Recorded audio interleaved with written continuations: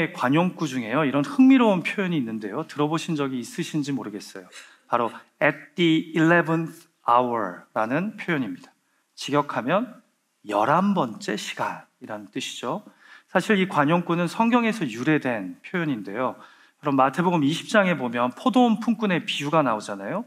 거기에서 선한 주인이 이른 아침부터 일한 사람이나 오전 9시, 오후 12시, 오후 3시, 심지어는 유대인 시각으로 11시, 곧 오후 5시에 포도원에 와서 달랑 1시간 일한 사람이나 다 똑같이 하루 품삯인 한 데나리온을 주지 않아요?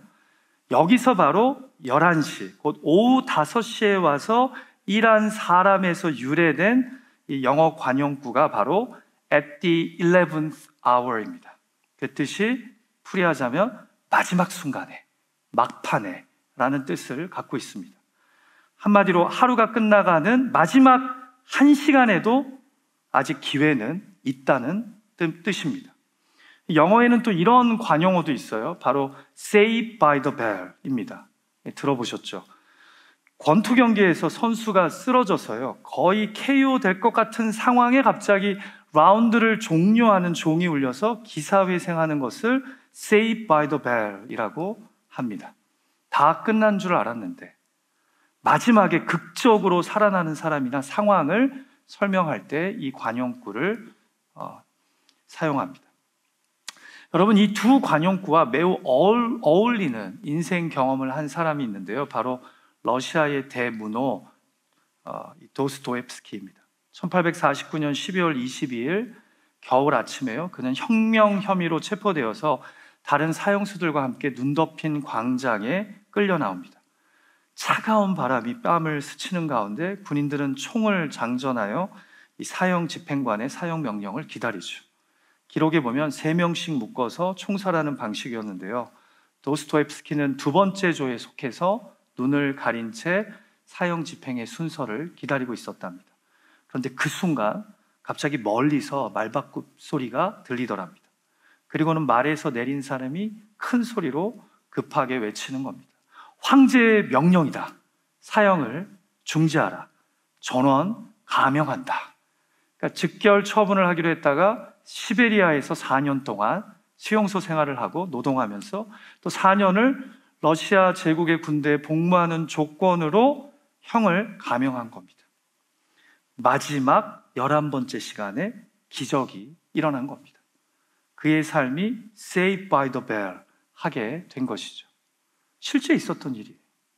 저는 오늘 시리즈 설교를 마무리하면서요, 이 사복음서에서 at the 11th hour, 인생을 살았던 한 인물을, Saved by the Bell의 인생을 경험한 한 믿음의 사람을 이야기하고 싶습니다. 그 또한 오늘 본문에서 마지막 순간 도스토옙스키처럼 극적인 구원을 경험합니다. 바로 십자가의 강도입니다. 여러분 기억나세요? 제가 지난 주일에 사복음서에 등장하는 가장 수동적인 믿음의 사람, 그러나 하나님의 풍성한 은혜를 경험한 사람이 바로 구레네 사람 시몬이라고 말씀드렸죠. 근데 오늘 본문에 등장하는 마지막 인물, 십자가 강도는요, 제가 볼 때 인생의 마지막 순간에 믿음을 붙잡은 사람입니다. 처음도 중간도 아닌 인생의 마지막까지 가서야 구원의 믿음을 발휘한 사람이 바로 본문의 십자가 강도라는 거죠. 그럼에도 누가복음은 그가 예수님을 통해 놀라운 구원의 은혜를 입었음을 우리에게 알려줍니다. 예수께서 이르시되 내가 진실로 내게 이르노니 오늘 내가 나와 함께 낙원에 있으리라 하시니라. 자, 마지막 순간을 붙든 믿음의 사람, 십자가 강도를 통해 우리는 믿음에 대해 무엇을 배우게 됩니까? 그는 어떻게 한 걸음 한 걸음 죽음을 코앞에 둔 그 순간에 예수님 앞으로 나아갑니까?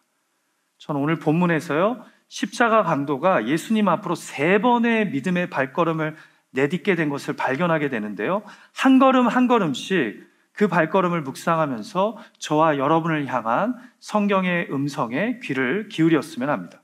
자, 첫 번째 그의 믿음의 발걸음은요, 바로 실패의 끝에서 예수를 그가 보았다라는 점입니다. 그럼 우리가 십자가 강도를 묵상하게 될 때요, 갖게 되는 묘한 부러움과 함께 궁금함이 있어요. 먼저 부러움은 그가 못할 뻔한 구원의 막차를 탔다는 거죠. 여러분, 이 강도는요, 십자가의 강도입니다. 무슨 말이냐면 그 또한 지금 예수님 옆에 못 박혀 서 있는, 곧 죽게 될 범죄자라는 거죠. 그런데 그가 죽기 직전에 구원의 예수님을 만납니다. 이것이 우리의 부러움입니다. 여러분, 제가 신앙생활을 하면 할수록, 목회를 하면 할수록 느끼는 것이요, 물론 처음부터 잘 믿으면 참 좋지만 결국 신앙은 마지막에서 승부가 갈립니다. 마지막 믿음이 처음 믿음, 중간 믿음보다 더 중요하다는 겁니다. 제가 지금 이렇게 말하면서도 마음 한편에 걱정이 되는 것이, 꼭 이렇게 설교하면 고목사가 마지막이 제일 중요하다고 했으니까 지금은 막 살아도 된다, 처음이나 중간은 별로 중요하지 않아 라고 자기 좋을 대로 묵상하고 적용하는 분들이 있을까 염려가 되는데요, 그럼에도 본질적으로 기독교 신앙에서 제일 중요한 것은 마지막입니다. 마지막. 왜 그러냐면 기독교는 사람에게 기대하기보다 하나님의 은혜를 믿고 의지하는 신앙 공동체이기 때문입니다. 그래서 처음이나 중간보다 여러분, 마지막 엔딩이, 피니싱 웰이 정말 중요합니다. 자, 그런데 이 강도는 다른 건 모르겠어요. 처음, 중간 엉망인 것 같아요. 근데 마지막이 피니싱 웰입니다. 그래서 부럽습니다. 자, 그런데 어떻게 해서 그가 마지막 순간에 예수님을 향해 믿음의 발걸음을 내딛게 되었냐라는 거죠. 사실 그는 자신의 삶을 예수와 단 한 번도 연결시켜 본 적이 없는 사람이었는데, 어떻게 해서 이 십자가상에서 예수님을 향해 마음을 활짝 열게 되었냐라는 겁니다. 여러분, 저는요, 그가 실패한 인생의 끝에 서게 됨으로써 비로소 이전에는 관심도 없었고 별로 알고 싶지도 않았던 예수님이 그리스도로 보이기 시작했다고 생각됩니다. 이것을 기독교적으로 이야기하자면 실패의 끝에서 심령이, 마음이 가난해지니 예수가 그리스도로 보이기 시작하는 겁니다. 결국 인생의 실패가요, 그로 하여금 예수님을 향해 눈을 뜨게 만들었다라는 거죠. 여러분, 제가 목회를 하면서 보면요, 기독교 신앙의 배경이 거의 없는 분들이 믿음을 주로 갖게 되는 배경을 보면요, 상당수의 분들이 자기 힘으로는 어떻게 할 수 없는 인생의 깊은 실패와 절망 속에서 예수님을 만나게 되는 것을 보게 됩니다. 이게 왜 이럴까요? 여러분, 실패는요, 우리를 가난하게 만들기도 하고 무기력하게 만들지만 동시에 우리 안에 이전에는 없었던 영적 시각을 허락해 줄 때가 많습니다. 실패가요, 인생의 끝이요. 그래서 성공하고 잘 나갈 때는 예수님이 잘 안 보여요. 그리고 주로 나만 보입니다. 그리고 돈이 보여요. 그런데 실패의 끝에 서면 비로소 마음이 가난해지면서 그분이 보이기 시작합니다. 지금 십자가 강도를 보세요. 그의 인생은 이제 끝난 인생입니다. 그런데 그곳에서 내 옆에 못 박혀 있는 예수님이 진지하게 보이기 시작한 거예요. 그리스도로. 여러분, 실패의 끝에서 십자가 강도는 또한 자신의 죄를 봅니다. 또 다른 강도와 다르게요. 그런데 자신의 죄가 보이자 또한 예수 그리스도가 보이기 시작합니다. 내가 얼마나 죄악된 사람인지를 깨닫게 되자 나를 용서해 주실 예수님이 선명하게 눈에 들어오기 시작하는 겁니다. 같이 본문 40절과 41절 말씀 함께 읽어볼까요? 시작. 하나는 그 사람을 꾸짖어 이르되 내가 동일한 정죄를 받고서도 하나님을 두려워하지 아니하느냐. 우리는 우리가 행한 일에 상당한 보응을 받는 것이니 이에 당연하거니와 이 사람이 행한 것은 옳지 않은 것이 없느니라 하고. 여러분, 참 흥미로운 것이요, 지금 십자가상에는 예수님 외에 2명의 행악자가 좌우에 있었습니다. 그 두 사람 다 실패한 인생의 끝에 서 있습니다. 그런데 한 명은 그 와중에 자신의 죄악을 깨닫고 인정합니다. 내가 얼마나 인생을 헛살아왔는지, 하나님 앞에 얼마나 연약한 죄인인지를 깨닫습니다. 자, 그런데 똑같이 실패의 끝에 서 있는데 다른 하나는 자신의 죄악을 돌아보지도 않고 오히려 예수님을 조롱하며 네가 그리스도니 너 자신과 우리를 구원해 보라고 비방합니다. 자, 그러니까 여러분, 모두가 실패의 끝에 선다고 다 예수님을 보는 믿음의 발걸음을 선택하는 것은 아닙니다. 실패의 끝에서까지 자신의 연약함과 죄악됨을 부인하고 날 살릴 수 있는 구원자를 조롱하는 사람들이 뜻밖에도 제법 있습니다. 이런 사람들을 볼 때 우리가 너무나 안타까운 거죠. 사실은 실패의 끝에서 예수 그리스도를 바라봐야 되는데도 불구하고 말입니다. 자, 그런데 십자가의 강도는 이렇게 말해요. 우리는 우리가 행한 일에 상당한 보응을 받는 것이니 당연하지만 이 사람, 곧 예수는 그 행한 것에 옳지 않은 것이 없답니다. 자신의 인생의 끝에서 자신의 죄인됨을 깨닫는 사람에게는 여러분, 예수님이 보이는 겁니다.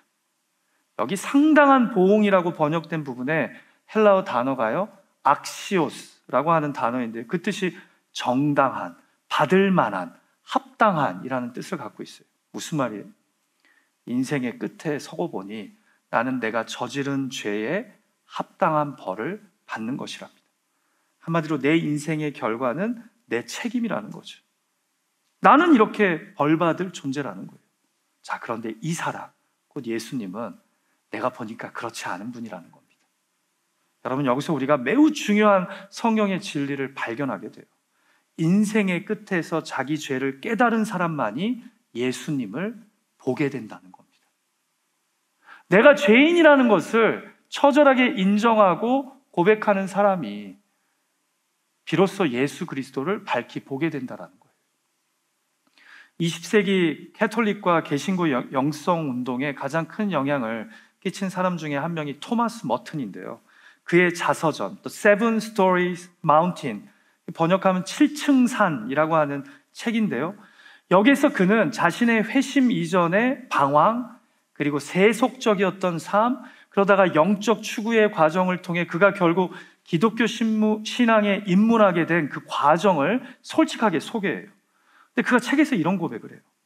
내가 완전히 무너지는 순간 비로소 하나님이 계시다는 것을 깨닫게 되었습니다. 그러면서 그는 인생의 바닥을 치는 삶이 영성, 곧 하나님과의 관계의 중요한 출발점임을 이 책에서 이야기합니다. 마치 십자가 강도가 인생의 절벽 끝에서 비로소 예수님을 본 것처럼 말입니다. 사랑하는 예배자 여러분, 어떻게 보면 믿음이란 나의 끝에서 예수님의 시작을 보는 겁니다. 고통의 가장 깊은 곳에서 예수님과의 동행을 맛보는 겁니다. 지금 저와 여러분은 실패의 자리에서 예수님을 바라보고 계십니까? 나의 연약함과 죄악을 인정함으로 예수를 나의 그리스도로, 구원자로 바라보고 계십니까? 우리의 실패가 예수님을 가리는 것이 아니라 오히려 예수님을 제대로 보게 만듭니다. 부디 지금 내가 인생의 절정기를 걷든 아니면 끝에 서 있든 그곳에서 고개를 돌려 예수님을 바라볼 수 있는 그런 저와 여러분이 되기를 주님의 이름으로 축복합니다. 이것이 십자가 강도가 결국 마지막 순간에 막판에 극적인 구원을 누리게 된 중요한 이유라는 거죠. 자, 우리가 본문에서 발견하게 되는 십자가 강도의 두 번째 발걸음은요, 바로 패배한 예수 안에서 그가 왕을 보았다라는 점입니다. 개인적으로 저는 오늘 본문에서 이 십자가 강도의 이 믿음을요, 가장 놀랍게 여깁니다. 여러분, 지금 이 강도가 믿음을 보이고 있는 그 대상이 어디에 있습니까? 자기 옆 십자가에 못 박혀 있습니다. 같이 지금 십자가로 인해 고통 가운데 신음소리를 내고 있어요. 여러분, 이게 되게 아이러니한 거예요. 사실 십자가 강도의 입장에서 자신은 정말 악하고 연약한 인생을 살아와서 지금 이 벌을 받는 것이 당연하고 예수님은 그 행한 것에 옳지 않은 것이 없는 흠결 없는 분이라고 쳐요. 그럼에도 불구하고 지금 이 예수님이 어디에 못 박혀 있다고요? 나와 똑같이 저주의 십자가에 못 박혀 있단 말이에요. 그러니까 진실은 억울한 십자가 형이라고 해도 예수님은 지금 패배한 자로서 십자가에 못 박혀 계신 겁니다. 여러분, 우리는요, 우리 구원의 대상이 나보다는 더 거룩해야 하고 나보다는 더 의롭고 더 권세 있고 더 높은 자리에 있어야 나를 구원할 수 있다고 생각해요, 보통. 그런데 지금 십자가 강도가 믿음을 표하는 대상은 세상에나 나와 똑같이 저주의 십자가에 못 박혀 있는 분이에요. 결과를 중시하는 세상 문화적 관점에서 볼 때 예수님은 비록 일부 사람들에게는 하나님이 보내신 메시아일지 몰라도 지금은 십자가형을 받아 못 박혀 있는 패배한 존재라는 거죠. 자, 그런데 바로 옆에 같이 십자가에 못 박혀 있는 이 패배한 예수님에게 십자가 강도가 뭐라고 고백을 합니까? 같이 본문 42절 말씀을 함께 읽어볼까요? 시작. 이르되 예수여 당신의 나라에 임하실 때에 나를 기억하소서 하니. 여러분, 이게 되게 충격적인 고백이자 선언이라는 것 아세요? 어떤 신학자들은요, 사복음서에서 가장 놀라운 믿음의 고백이라고 칭하기도 합니다. 자, 보세요. 당신의 나라가 임하실 때라는 말은요, 예수님이 누구시라는 겁니까? 왕이라는 겁니다. 왕. 여기 나라로 번역된 헬라어 단어 바실레이아는요, 왕국을 의미하는 단어인데 그냥 나라를 의미하는 것이 아니라 왕의 통치권이 생생하게 미치는 왕국을 의미합니다. 자, 그러니까 당신이 왕이 되어 다스리실 그 나라가 임할 때 나를 기억해달라는 것은요, 지금 이 십자가 강도는 멸시받고 피 흘리고 조롱받으면서 십자가에 못 박혀 있는 예수님 안에서 하나님 나라의 왕을 보고 있는 겁니다. 왕을 보고 있는 거예요, 지금. 안 놀라우신가요? 그래서 공동번역 개정판은요, 오늘 본문 42절 말씀을 이렇게 번역합니다. 예수님께서 왕이 되어 오실 때 저를 꼭 기억하여 주십시오 하고 간청하였다. 여러분, 이건 대단한 믿음이에요. 제자들도 도망치고 종교 지도자들은 조롱하고 로마 군인들도 비웃고 있는데 십자가에 같이 못 박혀 인생의 끝에 서 있는 사람이 못 박혀 있는 예수님 안에서 하나님의 나라를, 그 나라의 왕을 본 것입니다. 지금 예수님이 막 예루살렘 궁전의 보좌에 앉아있을 때 이렇게 말하는 건 좀 이해가 돼요. 근데 나와 똑같이 실패의 자리에 있고 이 사람은 패배자예요. 사람들이 못 박으라 그래서 십자가에 못 박힌 사람이란 말이에요. 근데 그를 보면서 당신의 나라가 임할 때 나를 기억해 주소서라고 그가 고백했다라는 거죠. 그래서 어떻게 보면 당시 골고다 십자가 언덕에서 예수님을 가장 올바르게 이해하고 믿음을 표한 사람은 바로 이 십자가 강도였다라는 거죠. 다 예수님이 누군지 제대로 모르고 있는데. 사랑하는 예배자 여러분, 강도의 이런 놀라운 믿음의 고백이 우리에게 주는 은혜와 도전은 무엇일까요?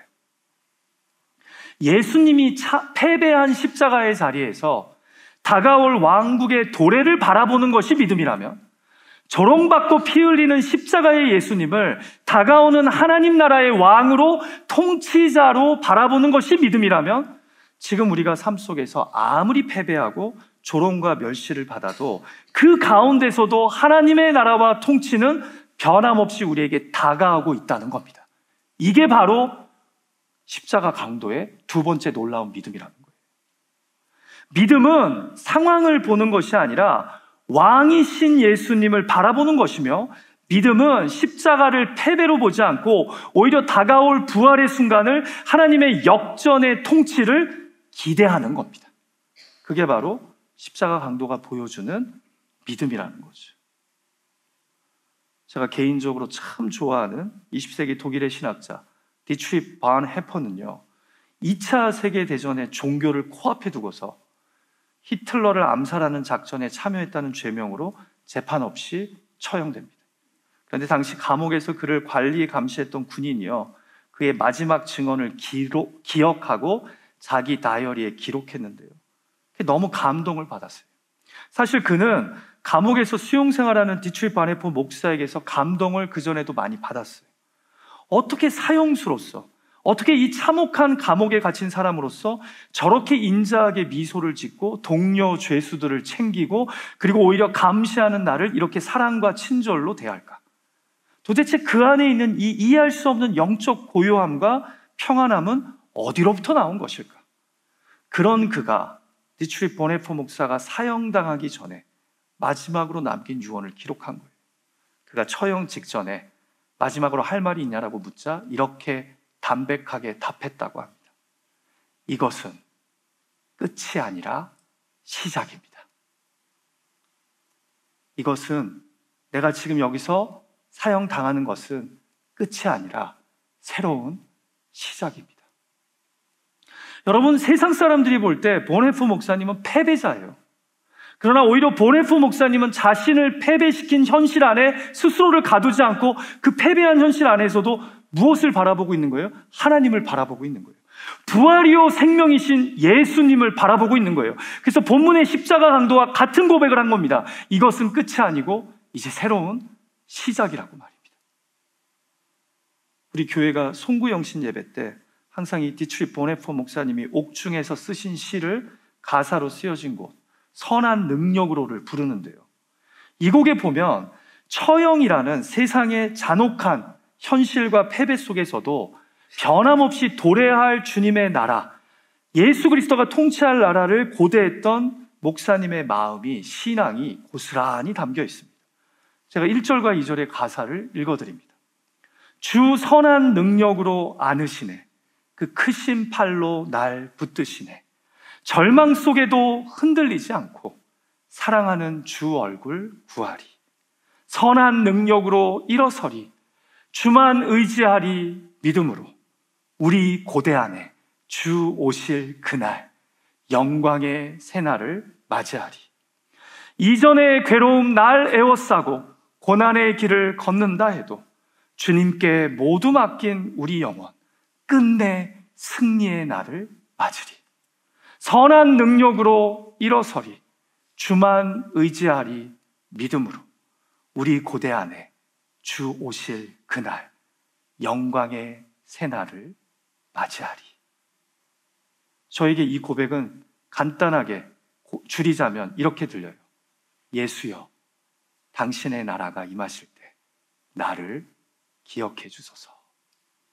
사랑하는 예배자 여러분, 저와 여러분은 지금 내 삶의 패배처럼 느껴지는 자리에서 무엇을, 누구를 보고 계십니까? 십자가 강도의 놀라운 믿음은 패배자로 십자가에 못 박혀 있는 예수님을 곧 도래할 하나님 나라의 왕으로 바라봅니다. 기도하고 소망하기는 현실을 제발 인생 해석의 기준으로 삼지 말고 부활이요 생명이신 도래할 하나님 나라의 왕이신 예수님을 우리 인생 해석의 기준으로 삼고 패배의 자리에서도 다시 소망하고 일어서는 저와 여러분의 믿음이 되기를 주님의 이름으로 축복합니다. 부디 우리 인생의 십자가에서 고난의 광야 속에서 다가올 하나님의 통치를 바라볼 수 있는 그런 저와 여러분의 믿음이 되기를 간절히 소망합니다. 자, 우리가 본문에서 발견하게 되는 십자가 강도의 마지막 믿음의 걸음은 무엇입니까? 자격이 아닌 관계로 구원을 그가 바라봤다라는 거죠. 자, 다 같이 본문 42절과 43절 말씀을 함께 읽어볼까요? 시작. 이르되 예수여, 당신의 나라가 임하실 때에 나를 기억하소서 하니 예수께서 이르시되 내가 진실로 내게 이르노니 오늘 내가 나와 함께 낙원에 있으리라 하시니라. 아멘. 여러분, 아까 우리가 예수여 당신의 나라가 임하실 때라는 이 부분에 집중했다면 이제는 그 다음 고백에 시선을 모았으면 합니다. 그 십자가상의 강도가 그 힘든 고통의 순간에 뭐라고 고백합니까? 나를 기억하소서. 자, 그러자 예수님이 그 고백에 뭐라고 답하세요? 오늘 내가 나와 함께 낙원에 있으리라 하시니라. 여러분, 먼저 강도의 이 나를 기억하소서라는 고백은요, 구약 성경에서 오직 하나님께 신앙의 인물들이 고백하면서 자주 사용하던 기도의 형태입니다. 그러니까 나를 기억하소서라는 기도 표현은 구약에서는 누구를 향해서만 사용된 표현이에요? 하나님을 향해서만 사용된 표현이에요. 그래서 여러분들이 느헤미야서를 읽거나 시편을 읽거나 욥기를 보시면 고난받는 성경의 인물들이 하나님, 이런 상황에 있는 날 좀 기억해 주세요 라고 하거나 아니면 이런 나를 불쌍히 여겨달라, 구원해달라는 의미로 나를 기억하소서라는 표현의 기도를 합니다. 자, 그러니까 지금 이 강도는요, 예수님을 그리스도로 하나님의 아들로 보고 있는 겁니다. 그러니까 이 기도 용어를 사용하는 거예요. 그러면서 자격이 아닌 관계에 기대어서 예수님께 나를 불쌍히 여겨 구원해달라고 고백하는 겁니다. 보세요. 지금 강도는요, 아무 공로도 없고 그동안 맺은 선한 열매도 없습니다. 십자가상에서 죄의 벌로 죽어가면서 그가 예수님에게 내세울 자격이 아무것도 없어요, 지금. 그래서 그가 할 수 있는 표현은 이거밖에 없어요. 예수님, 퍼스널리 나를 기억해 주세요. 당신의 나라가 임할 때. 그는 내 죄를 용서해 주세요. 날 제발 여기에서 살려주세요라고 구하지 않고 단지 예수님과 관계적으로 연결되기를 지금 요청하는 겁니다. Remember me. 나를 기억해 주세요 라고 말입니다. 왜요? 그가 보일 삶이 없거든요. 자기가 그렇게 잘 살아온 게 없거든요. 자, 그런데 이런 강도의 고백에 예수님이 어떻게 답하세요? 다시 43절 말씀을 볼까요? 오늘 내가 나와 함께 낙원에 있으리라 하시니라. 자, 자격이 아닌 관계로 구원을 호소하는 강도에게 예수님은 담백하게 오늘 내가 나와 함께 낙원에 있으리라 답하십니다. 자, 먼저 우리가 살펴볼 건 오늘이에요. 오늘. 이게 헬라어로 세메론이라고 하는 단어인데 오늘이라는 의미도 있고 지금 또한 당장을 의미하기도 합니다. 자, 그러니까 지금 예수님은 십자가 강도에게 놀랍게 답하시는 거예요. 내일이나 나중에 너에게 구원을 주겠다가 아니라 지금 이 시간 내가 너에게 구원을 주겠다라는 거예요. 자, 두 번째로 나를 기억해달라고 요청하는 강도의 믿음을 향해 예수님이 내가 너와 함께라고 답하세요. 자, 그를 지금 관계 안으로 초대하고 계신 거예요. 십자가 강도가 나를 기억해달라고 하니까 예수님이 오늘 내가 나와 함께 있을 거라고 말씀하심으로 관계를 받아들이신 거예요. 그러니까 다르게 얘기하면 기억해 주겠다라는 거예요. 내가 너와 함께 하겠다. 자, 도대체 십자가 강도의 삶은 여러분 행함으로는, 의로움으로는, 자격으로는 구원을 받을 수 없는 사람이에요. 저와 같은 사람이에요.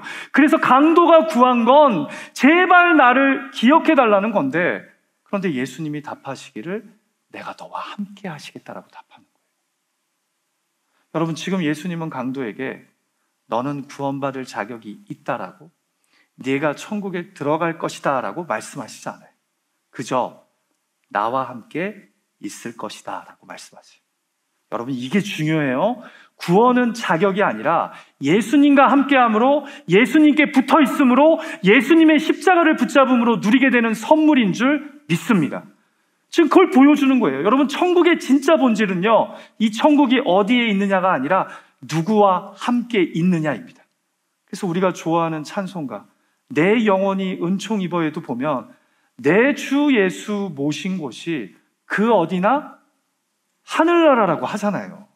결국 우리를 구원에 이르게 하는 것은 우리의 자격이 아니라 예수 그리스도와의 관계라는 겁니다. 관계. 그분이 나를 위해 죽으시고 부활하심으로 나의 죄를 대속하시고 승리하셨기 때문에 이분을 믿고 붙잡는 관계가 우리 구원의 유일한 조건이라는 겁니다. 그리고 마지막에 뭐라고 하세요?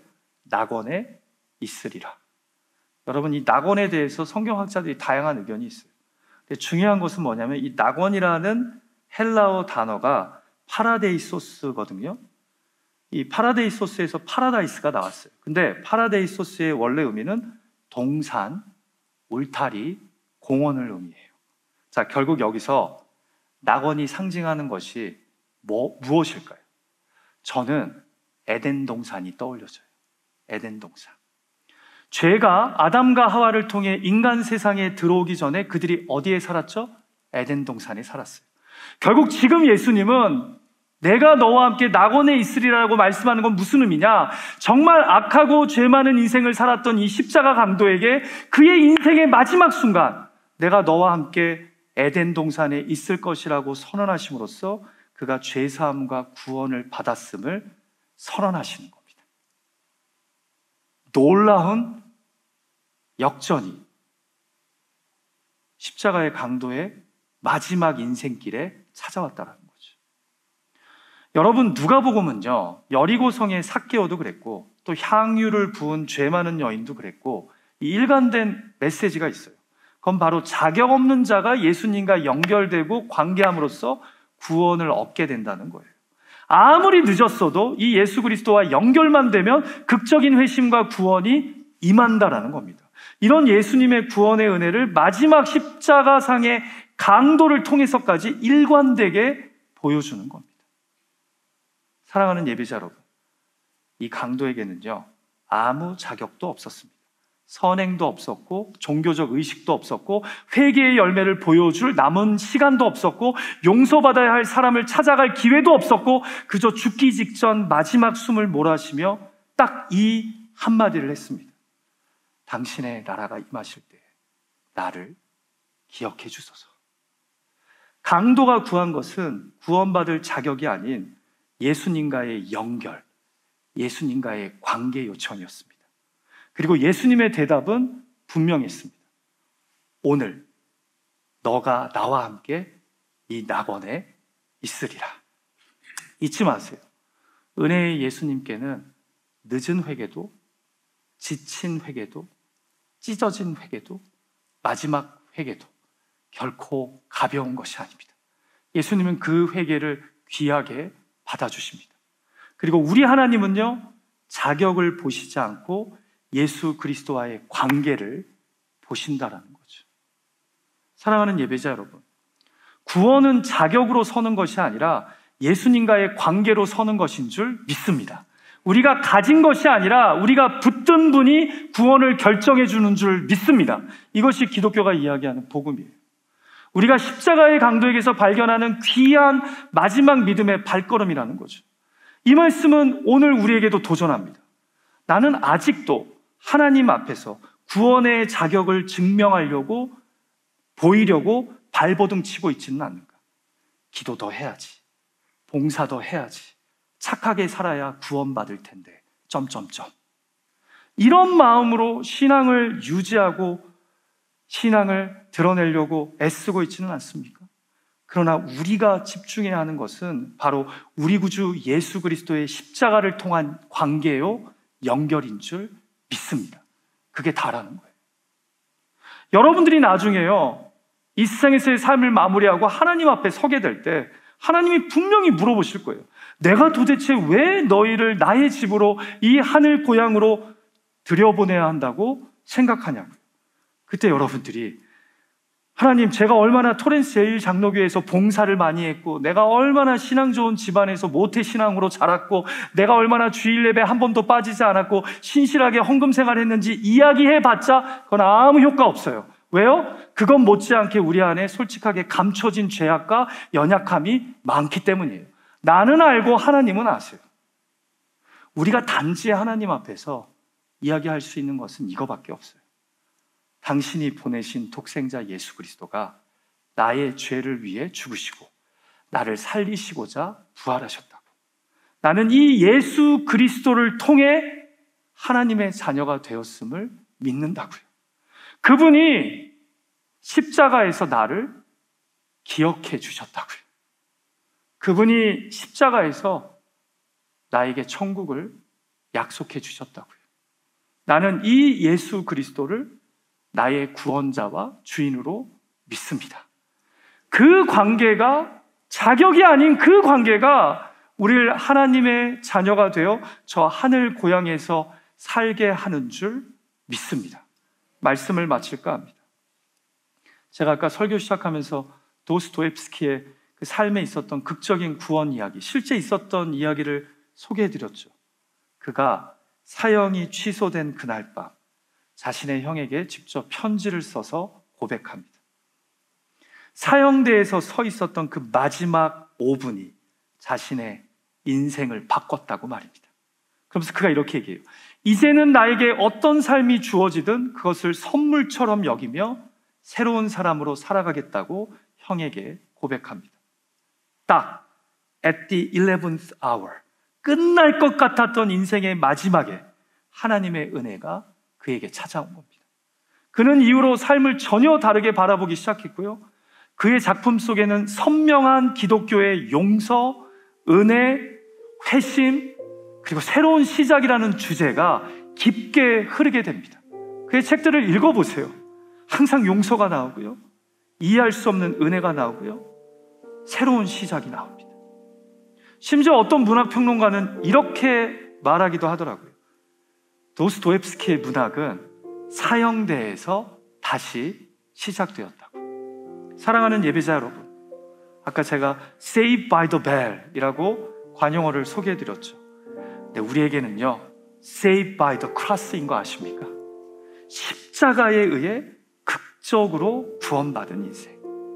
우리의 at the 11th hour, 바로 골고다 언덕이 우리에게는 마지막 기회, 그리고 마지막 구원의 선물인 줄 아십니까?